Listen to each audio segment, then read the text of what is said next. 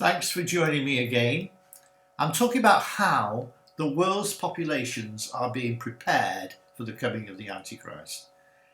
And my title today is Big Brother is Watching You. We talked about the crisis, the reset in the banks and the abolition of cash.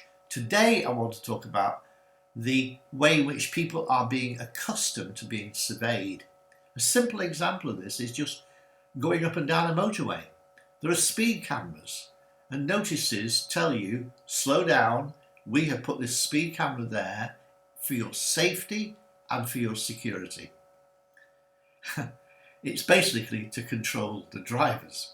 Also in the centre of town, we are used to seeing closed circuit TV cameras so many metres apart from the last one, and they can scan the whole of a street. They are usually discreet, not so prominent because vandals would take them down otherwise. But the police use these cameras to identify those who take part in anti-social behaviour and general unrest, breaking shop windows and stuff like that. These cameras are sold to us for our security. They are on the streets and in most shops. Go in a supermarket or a little shop, you'll see a camera straight on and you're being filmed. The whole concept of increased surveillance by both local authorities, central government, is now part of our norm. But it wasn't always so. The idea was introduced to us by an author called George Orwell in 1949.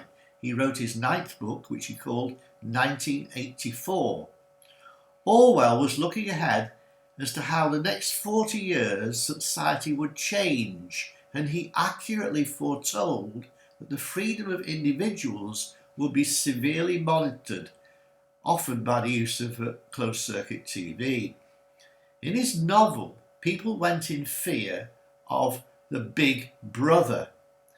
He described how the state government watches and monitors people's movements, and the head of the government was referred to as Big Brother, who is all-powerful and all aware of what's going on everywhere. Ordinary people were in fear of Big Brother, so-called, and they perceived themselves as being watched. He was watching them. All he had to do, he had a large database from all the cameras everywhere, and he could just click into whatever he wanted to see. Even he could incriminate people for just breaking simple rules like crossing the road when they're not supposed to. In Hitler's Third Reich in 1933 to 1945, he had unchallenged power. A Reich, by the way, in German, means a dictatorial regime or government. Hitler's Third Reich is now being replaced by a new visionary professor's ideology, which is even more global in effect. This man is called Klaus Schwab. He wrote The Fourth Industrial Revolution in 2016, a guide to building a better world. He set up the World Economic Forum, the WEF, and world leaders have joined Schwab in this WEF organization. Schwab has an agenda to control the population of the world by the imposition of digital currencies, but also to set up data banks on every single person alive through surveillance.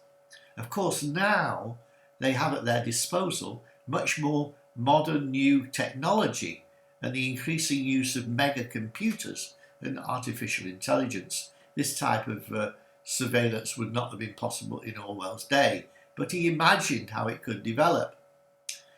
Schwab's title, The Fourth Industrial Revolution, would more honestly have been called The Fourth Reich, but the evil intent of his ideology needed to be partially hidden.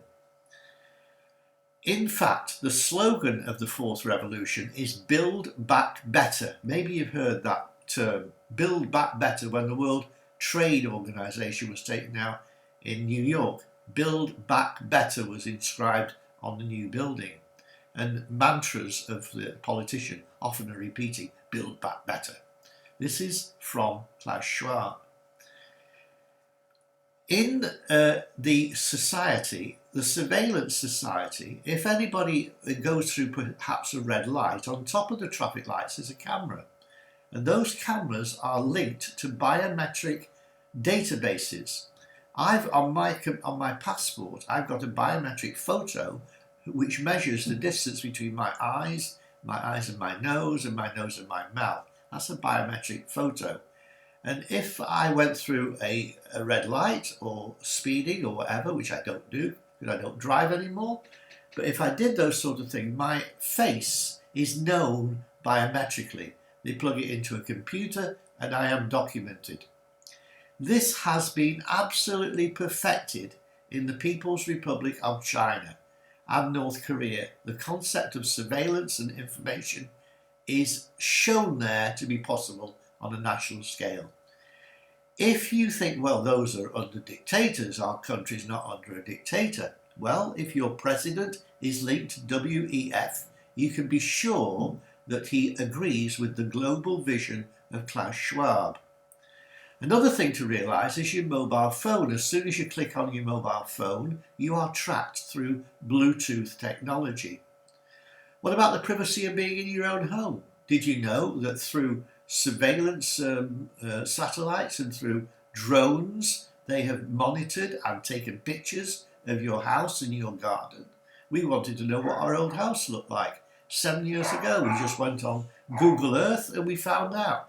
We said, oh look, they've changed the colours of the shutters. There is no doubt about it.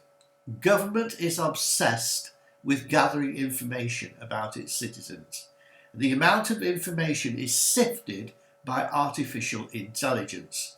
The amount of data will be too much for civil servants to cope with. They need robotic and big mega computers to do it for them.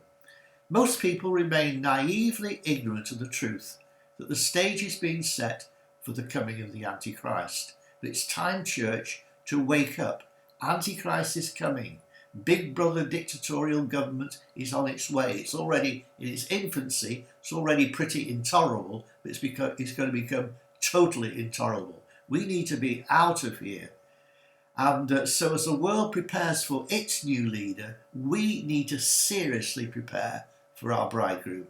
Let's have a think about Revelation 22:17 as I close this teaching. Even so, the Spirit and the bride says, come. Even so, come, Lord Jesus.